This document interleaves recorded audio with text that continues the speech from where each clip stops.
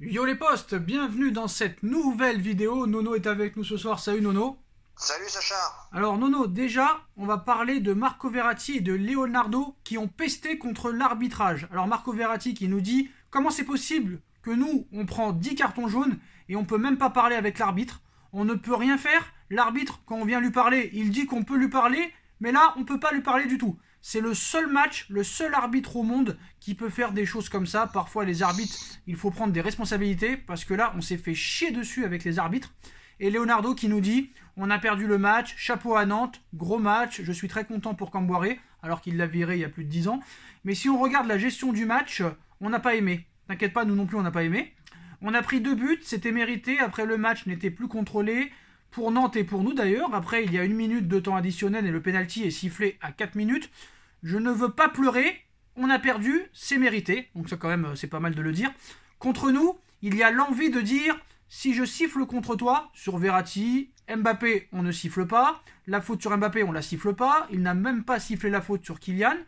La faute sur Apia, il siffle rouge, mais après la VAR ne fonctionnait pas. C'est vraiment n'importe quoi. Donc Mbappé, lui, sera suspendu contre l'OGC Nice. Verratti sera suspendu contre Saint-Etienne. Honnêtement, Nono, est-ce que, on va dire, cette déclaration et cet énervement de Leonardo et Marco Verratti permettent de dire, on a tellement mal joué qu'il faut trouver une excuse pour justifier cette très mauvaise prestation? Je vais te dire une chose. Moi, on a subi un arbitrage défavorable, mais sur l'ensemble de la saison, ça s'équilibre. On a bénéficié quelquefois de l'arbitrage aussi, il faut être honnête. Mais l'arbitre, c'est pas l'arbitre qui a fait ce qui s'est passé hier. Faut quand même le reconnaître. Leonardo le confirme quand même, mais t'as l'impression que les deux, pour finir sur ce sujet-là, qu'ils n'arrivent tellement pas à expliquer comment ils ont pu sombrer, surtout en première mi-temps, et prendre 3 buts, qu'on est obligé de trouver une excuse quand même. Oui, je suis d'accord. Mais c'est vrai qu'on a subi un arbitrage défavorable. Ça, je suis entièrement d'accord. Mais quant à la défaite, ça n'a rien à voir là-dessus. Il y a d'autres causes qu'on pourra peut-être expliquer tout à l'heure. C'est pas l'arbitre qui a raté le penalty à 3-1 à la 47e minute qui aurait pu tout relancer. Hein. C'est là aussi, moi aussi, je peux faire un petit peu des choses, tu vois. J'ai des arguments aussi. Tu vois, à un moment donné. Oui, bien sûr, c'est pas l'arbitre qui a fait qu'on a subi une première mi-temps catastrophique. L'arbitre n'a rien à voir là-dedans. Maintenant, comme je te dis, ça s'équilibre sur l'ensemble d'une saison.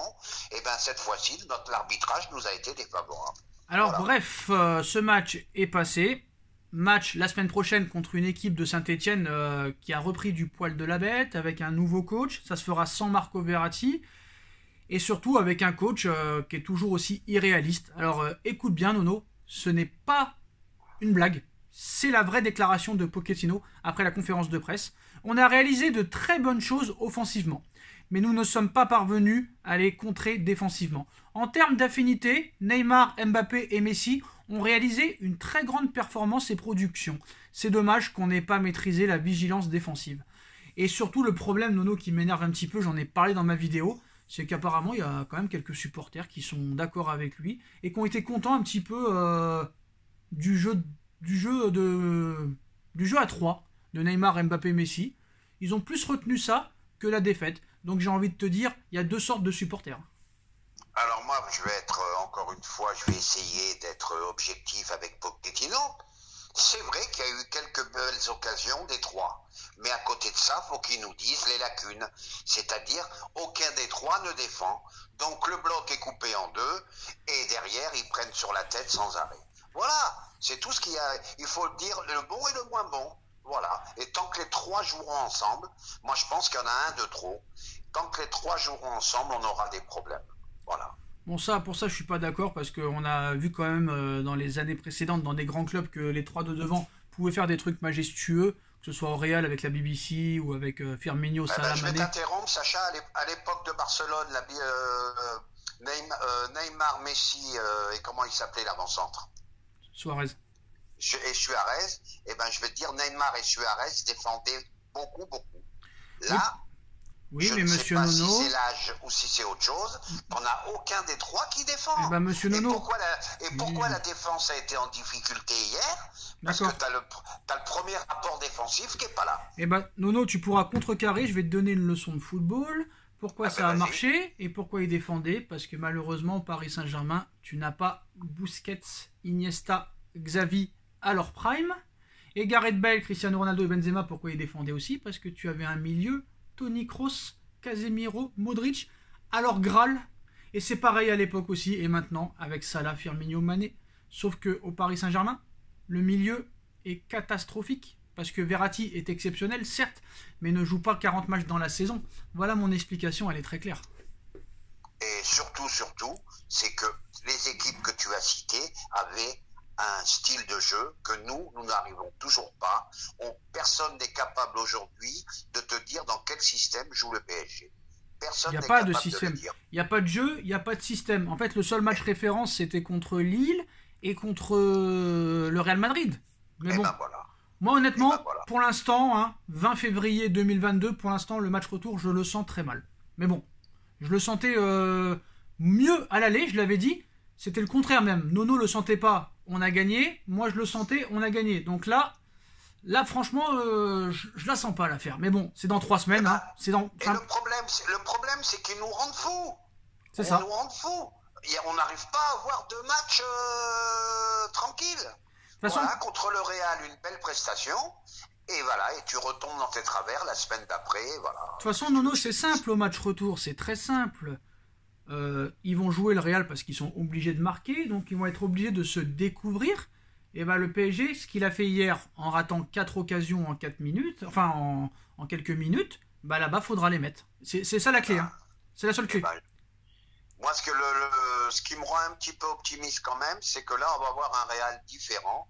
Donc, ils vont être obligés de jouer pour marquer, vu le retard qu'ils ont. Et là, en contre, on peut leur faire très mal. Alors, Nono, Lafont, 10 sur 10 dans l'équipe. 5e joueur de l'histoire à avoir un 6e joueur de l'histoire à avoir un 10 sur 10 dans l'équipe. Il est rentré dans la légende. Je te l'ai dit hier, stratosphérique, le mec. Des arrêts stratosphériques. N'ayons pas peur des mots.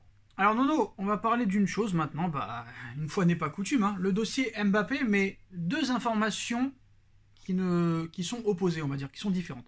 La première, tu voulais réagir parce que tu n'en as pas eu l'occasion. Emmanuel Macron, qui pousse Mbappé à prolonger et qui en fait une de ses priorités, comme s'il n'y avait pas autre chose à s'occuper. Je pense que c'est surtout pour son image, pour garder un champion français en France, surtout qu'il y a des bonnes relations entre la France et le Qatar. Et surtout aussi à 2 ans des JO 2024, c'est dans l'intérêt de Macron de garder et de pousser Mbappé à rester au Paris Saint-Germain. Même on a vu que Sarkozy aussi l'aurait contacté. Là, c'est devenu carrément une affaire d'État. Eh ben oui, Mbappé, c'est un joyau pour la France. T'as un joueur comme ça tous les 10, tous les 15 ans et encore. Donc, c'est un joyau pour la France. Les Jeux Olympiques en France, Mbappé veut jouer les Jeux Olympiques aussi avec l'équipe de France olympique.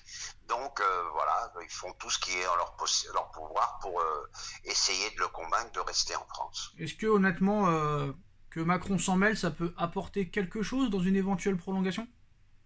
Je pense pas, je le dis et je le respecte. Il n'y a que Mbappé qui sait qu'est-ce qu'il va faire. Il n'y a que lui qui sait aujourd'hui qu'est-ce qui va se passer. Moi, honnêtement, Nono, tu me donnes 1 million d'euros sur la table. Moi, tu me donnes 52 millions par an.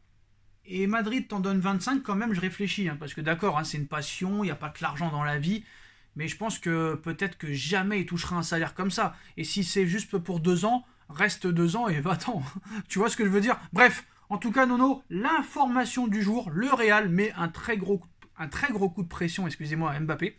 Le Real veut boucler l'opération Mbappé au plus vite et a mis un nouveau coup de pression au joueur. C'est le joueur qui fait le plus parler en ce moment en France, en Europe et dans le monde, même grâce à ses prestations brillantes avec Paris, forcément, mais aussi à cause de l'incertitude autour de son avenir, lui qui sera libre de tout contrat en juin. Le Real rêve de l'enrôler et les discussions avec Paris ne semblent pas vraiment avancer. Sauf problème, c'est qu'il n'y a pas de discussion avec Paris parce que il est libre. Après, les discussions avec Paris, elles sont claires. Ils lui ont proposé un salaire. Là, je pense qu'ils ne peuvent plus aller plus haut.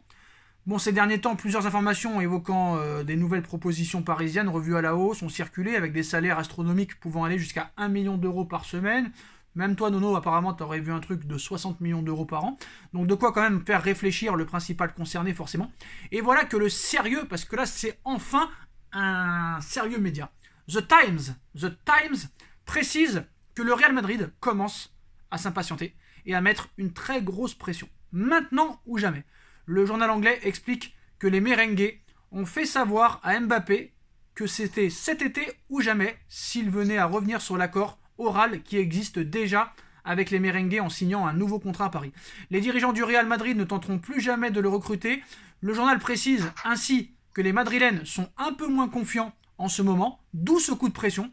Les derniers assauts parisiens dans ce dossier sont vus comme potentiellement dangereux d'un point de vue merengue. Et dans les bureaux de Santiago Bernabéu, on craint que le Paris Saint-Germain finisse par y arriver et que Mbappé finisse par céder et signe un nouveau contrat avec le Paris Saint-Germain, notamment parce qu'il s'agit de sommes exorbitantes que le Real Madrid ne peut se permettre de poser sur la table. Alors je vais juste donner un petit point, Nono, et après je te laisse parler pendant 3 heures si tu veux. Il y a quelques mois aussi, on nous avait expliqué que Pérez avait expliqué que c'était cet été ou jamais. Il a fait la même chose en 2017 avec l'AS Monaco, où il nous expliquait que c'était cet été ou jamais. Pourtant Mbappé est allé au Paris Saint-Germain et il a fait tout son possible les 2 dernières années pour le recruter. Donc vous croyez réellement que si Mbappé prolonge au PSG de 2 ans et qu'en 2024 il est libre, vous pensez que honnêtement Pérez, avec tous les, on va dire, ces petits trucs là, ces petites autorités qu'il a, si en 2024 à 25 ans Mbappé est libre, il va pas revenir? Arrêtez de vous mentir. Bien sûr qu'il reviendra si Mbappé est libre dans 2 ans, même s'il prolonge. S'il est libre en 2024, il reviendra à la charge. S'il est gratuit, ça coule de source. Maintenant, ton avis là-dessus, Nono? Eh bien, ça s'appelle un ultimatum. Voilà, ça veut dire maintenant ou jamais. Les Espagnols sont de plus en plus dans le doute. Eux qui ricanaient, qui disaient que c'était fait, c'était fait. Pour l'instant, il n'y a rien de fait du tout. Ils sont en plein dans le doute. Et je pense que là, Pérez fait une grosse erreur. Les ultimatums, je pense pas que Mbappé va apprécier. Maintenant, on verra la suite du feuilleton. Eh ben moi, Nono, je t'explique très clairement et très calmement et très objectivement que c'est du pur bluff. Déjà, on ne sait pas si réellement il a mis un coup de pression, même si je pense qu'il en met des coups de pression, c'est sûr et certain. Mais moi, en soi, je ne peux pas y croire, parce que même s'il prolonge, d'accord, son orgueil en a pris un coup, mais je suis désolé, si Mbappé prolonge, ce sera de 2 ans maximum. Et si Mbappé est libre en 2024, Pérez reviendra, parce que cette fois-ci, Mbappé partira en 2024.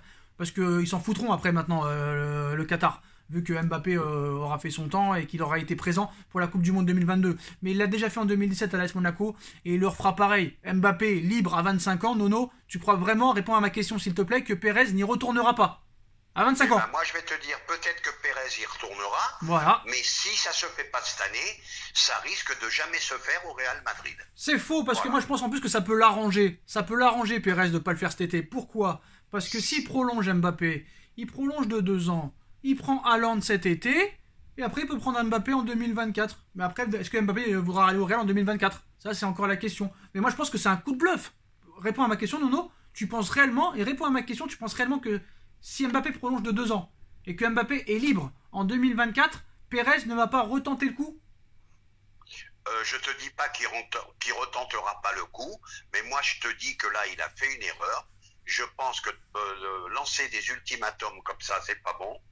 Et je pense que si Paris le prolonge, il peut avoir après des propositions d'autres clubs. On ne sait pas ce qui peut se passer en 2 ans, la situation du Real, on ne sait pas du tout. Donc je pense qu'il a raison d'insister, parce que pour le Real, ça sera cette année ou peut-être jamais. Moi, je suis pas d'accord avec ça. Faut juste que lui, il fasse fonctionner son cerveau, et je pense qu'il est assez intelligent. Moi, si je suis Mbappé, je me dis, il dit n'importe quoi, il veut juste que je vienne cet été, c'est sa priorité. Mais je sais très bien que si moi je prolonge au PSG et que dans 2 ans je suis libre, je sais très bien qu'il reviendra. Et surtout, je pense que ce sera peut-être même plus Pérez, le président, dans 2 ans, parce qu'il y aura des élections, non, je crois, non? Oui, mais avec ce qu'il fait, je pense qu'il sera réélu facilement avec les sociaux. Mais je sais pas s'il peut être réélu. Il faudra, je sais pas, j'ai pas bien vu les détails, mais il faudra voir. Parce que je pense que t'as pas le droit de faire plusieurs mandats. Je sais plus vraiment comment ça se passe. Je sais pas exactement, mais il faudra voir. Faudra voir. Ce serait intéressant de savoir si Pérez sera toujours président du Real en 2024 ou non. Ça, c'est une chose aussi à savoir. C'est pour ça peut-être que Pérez met cet énorme coup de pression. Bon bah voilà. En tout cas, je pense que maintenant peut-être que les espoirs sont permis. Je pense toujours quand même qu'il est plus proche du Real que d'une prolongation de contrat. Mais quand tu as l'équipe qui te veut, qui commence à faire un petit peu du chantage, des coups de pression, et que ton club et ton pays, carrément, l'homme d'État, le président, te demande de rester, on te donne 1 million d'euros par semaine, tu réfléchis quand même, tu réfléchis. Eh ben, c'est pour ça que je te dis que Pérez est en plein doute, et c'est pour ça qu'il a fait cet ultimatum. Hein, il était sûr et certain que c'était fait, les journaux espagnols se régalaient, le Mbappé est déjà un joueur du Real, et ben on s'aperçoit qu'il n'y a rien de fait, et que là il commence à s'inquiéter. Et c'est pour ça, à mon avis, qu'il force un maximum sur Haaland, au cas où ça ne se ferait pas pour eux. Donc à voir, un long feuilleton à suivre. Je pense qu'on aura beaucoup plus d'éclaircissements après le match retour contre le Real. Je pense également. Voilà, c'est la fin de cette vidéo. Dites-nous en commentaire ce que vous en avez pensé. On like, on partage, on commente, on s'abonne. On va vérifier l'information sur Pérez, mais si quelqu'un l'a déjà, hein, qui nous l'a dit, parce qu'on sait qu'il y a beaucoup de supporters du Real sous la chaîne de Nono. Et puis on se retrouve très vite pour une nouvelle vidéo. Tchuss les gars, tchuss Nono. Tchuss.